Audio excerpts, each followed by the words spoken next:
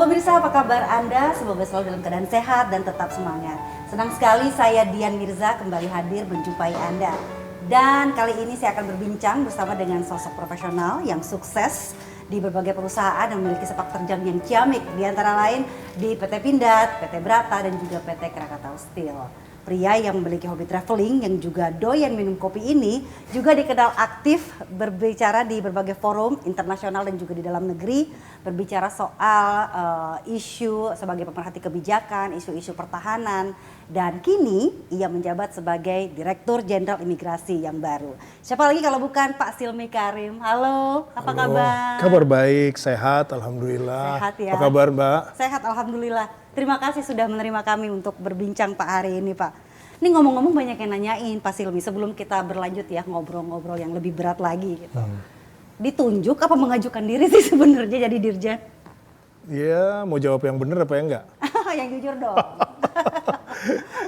Ya ada proses, ada informasi, ada keinginan, ya ada permintaan, tetapi kemudian harus mengikuti proses open bidding. Ya, sehingga ya saya mendaftar, menjalani prosesnya. Ya di situ ada proses yang juga boleh dibilang kalau buat kami itu cukup melelahkan prosesnya. Tapi ya itu bagian daripada proses lah, kita jalanin. Ya, kita istilahnya nggak ada salahnya juga buat nambah pemahaman, pengalaman dan juga kelengkapan pengorbanan. Jadi ditunjuk apa ngajuin diri sebenarnya? Ya akhirnya kan ditunjuk. Ya kan prosesnya harus diikuti. Iya, baik. Kaget nggak, shock nggak? Kan lama di profesional, lama di korporat.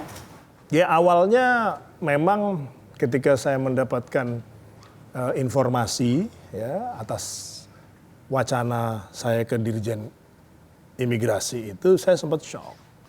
Ya, tetapi saya kan dibiasakan tuh melihat dari sisi positif. Ya, mungkin ini baik kan dulu memang cita-citanya itu kan pengen berbuat untuk orang banyak. Ya ini Tuhan kasih jalannya, masa nggak diambil ya udah. Itu berproses lah. Jadi kalau kagetnya ada gitu ya karena hampir 10 tahun terakhir kan saya ada di BUMN. Ya. Gitu. Sehingga mungkin saya termasuk salah satu dirut ya yang cukup lama lah di BUMN ya. Terus kemudian pindah ke full birokrasi. Ya tentu saya waktu itu sih mikirnya lebih ke arah ini beneran nih nggak salah nih kita ambil ini gitu. Cuman kenapa enggak gitu? Ya kan senang melakukan satu proses transformasi bisa di company, di BUMN. Ya. Nah ini coba transformasi di sisi organisasi pemerintah, birokrasi pemerintah. Gitu. Jadi ya anggap bagian daripada satu kalau dari sisi pribadi perjalanan hidup yang lebih dinamis kan, karena kan nggak semua orang dapat kesempatan seperti ini. Ya. Terus kemudian yang berikutnya adalah ya kalau ini bisa ya menambah apa satu ya kebisaan lah gitu. Kalau kita bilang sukses kan berlebihan ya kebisaan aja. Oh bisa gitu. Cari kata-kata yang lebih santun. Ini menarik Bapak tadi bicara soal transformasi ya Pak ya. Sebagai sosok pemimpin muda, segar, bersemangat gitu ya. Apa sih yang mau dibenahin di Dirjen Keimigrasian oleh seorang Silmi Karim? Ya pertama kan tetap mau itu namanya perusahaan, BUMN, organisasi birokrasi, itu kan ada, kalau di perusahaan tuh ada pemiliknya. Kalau di birokrasi itu kan ada pimpinannya, ya, yaitu misalnya menteri dan kalau lebih tinggi lagi presiden. Ya. Nah, kemudian ingat di birokrasi itu ditambah lagi masyarakat. Keinginan masyarakat itu apa? Nah, transformasi itu adalah alat bukan tujuan akhir. Jadi jangan sampai salah. Ngapain mau ke birokrasi atau di imigrasi? Mau transformasi? Enggak, bukan. Transformasi itu ada alatnya. Kalau tujuannya adalah misalnya memperbaiki pelayanan, Yes. ya cepat, ya.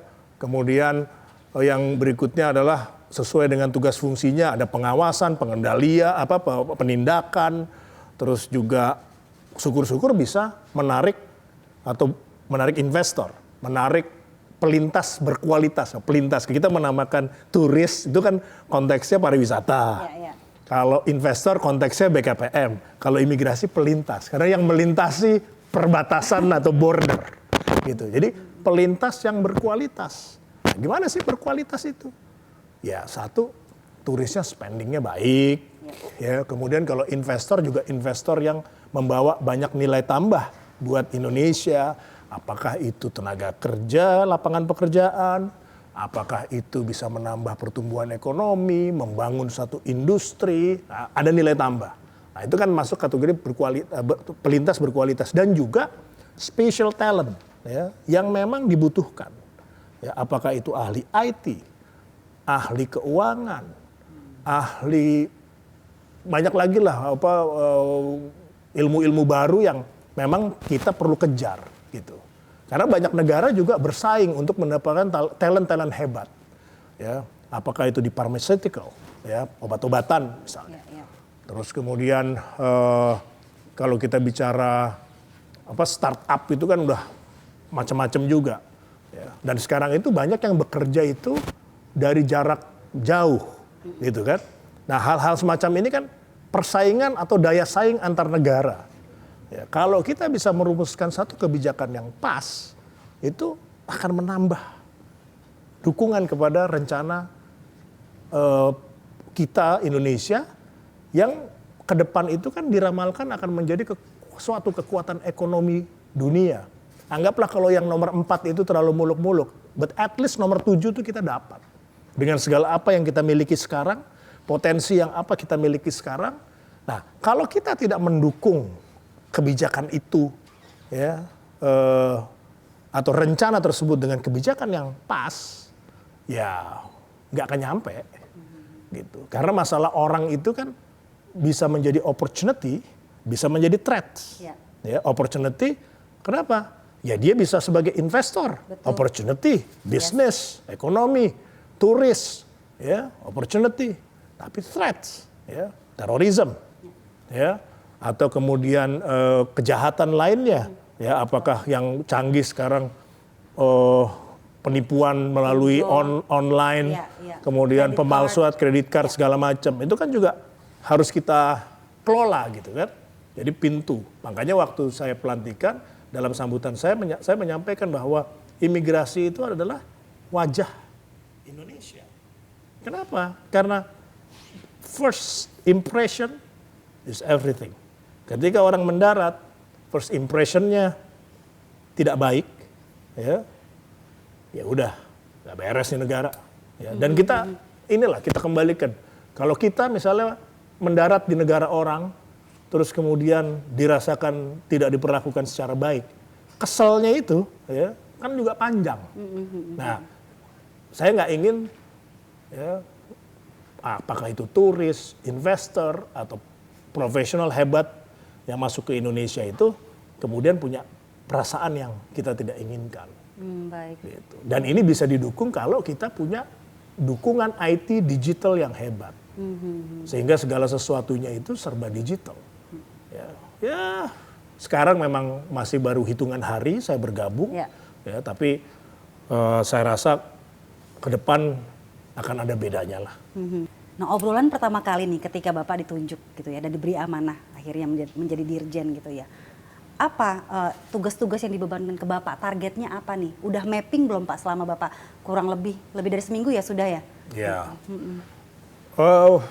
Baik dari Pak Menteri Hukum dan HAM maupun Bapak Presiden yang menyampaikan langsung gitu ya.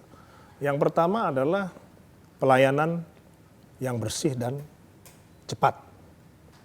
Kemudian yang kedua adalah konteks digitalisasi. Bahkan sampai Bapak Presiden tuh minta coba itu contoh salah satu negara dia sebut. Gitu. Jadi itu jelas gitu. Jadi benchmark ya? Jadi benchmark. Terus kemudian tentunya di sini adalah penerbitan visa yang menarik investor, menarik juga turis maupun juga special talent. Gitu. Nah, tentu di situ ada aspek-aspek lain ya, sesuai dengan tugas fungsi. Tapi kalau yang utama itu 3 itu. Ya. Dan ada transformasi juga disampaikan ya, supaya ringkes dan mendukung keinginan Bapak Presiden untuk bisa memberikan pelayanan yang lebih baik. Nah, soal pelayanan yang lebih baik nih Pak nih, saya yakin PR Bapak banyak banget. Nah, salah satunya nih yang isu yang sebetulnya masih seksi dan sebetulnya sudah mencuat sebelum Bapak menjabat begitu ya Pak. Ini yang mengenai paspor, soal paspor baru yang ditolak karena nggak ada kolom tanda tangannya di belangkonya gitu Pak. Nah, gimana Bapak mengatasi hal ini? Apa akar permasalahannya sebenarnya di mana sih Pak Silmi? Ada satu negara yang masih memerlukan paspor yang ada belangko tanda tangannya. Nah, memang di sini saya tidak mau ngelihat ke belakang ya. Kita ngelihat ke depan. Nah, dari pihak kita sudah komunikasi untuk meyakinkan ya, dibantu dengan Kementerian Luar Negeri untuk bisa menerima. Ya. Kemudian dari situ kita juga mengantisipasi. Ya tentunya mengantisipasinya adalah dengan mengembalikan ya, desain yang sesuai dengan aturan universal. Ya. Saya rasa itu bisa disiasati ya, maksudnya Pak gimana kalau misalnya belangko yang sudah ada, yang tidak ada kotak tanda tangannya terus dibuang, ya enggak. Ya kan bisa dimanfaatkan untuk misalnya tenaga kerja Indonesia yang pekerja migran, ya profesinya pekerja migran. Ya tentunya kan tidak perlu sampai ke negara yang menolak. Karena negara yang menolak ini kan Jerman. Ya, Jerman, ya kan? Belgia, ya. Luxembourg, ya. Belanda. Kan kalau misalnya hanya menjadi pekerja migran di Malaysia gitu kan, tentunya tidak membutuhkan hal tersebut, bukan menjadi isu. Ya memang ada pekerjaan tambahan, tapi bukan berarti itu kemudian jadi dibuang. Gitu. Nah, kita lagi berpikir gitu, buat para pemegang paspor yang komplain akibat kotak dan ingin ke Jerman, terus kemudian bisa dibuktikan dan lain sebagainya, selain untuk membuat rasa tenang, ya itu kita bisa bicarakan kok. Maksudnya saya lagi berpikir ya agar ada solusi bukan hanya dari sisi komunikasi antara pemerintah dua negara, tetapi juga solusi yang bisa juga diberikan pada pasportnya langsung gitu. Kita lakukan modifikasi atau apa. Intinya itu sedang kami carikan solusinya. Dari sisi kita ya. Kalau dari sisi Kementerian Luar Negeri kan komunikasi dengan pemerintah Jerman. Dari sisi kita apa yang kita bisa lakukan untuk bisa mencarikan solusi itu. Tetapi yang udah terlanjur ya kita bisa alokasikan ke tempat yang lain. Jadi nextnya mungkin ada kolom tanda tangannya lagi atau? Iya. Oh, baik. Ada kolom tanda tangannya lagi. Nah ini selain paspor Pak, PR-nya juga nih Pak Jokowi kan sempat mengkritik ya soal dulu lamanya pengurusan kitas dan juga visa on arrival. Nah kira-kira nih sekarang di kepemimpinan Bapak, targetnya berapa lama kira-kira dan bisa selesai berapa jam? Tapi dijawabnya nanti ya Pak ya, usai jeda berikut. Pemirsa jangan kemana-mana, tetaplah bersama kami.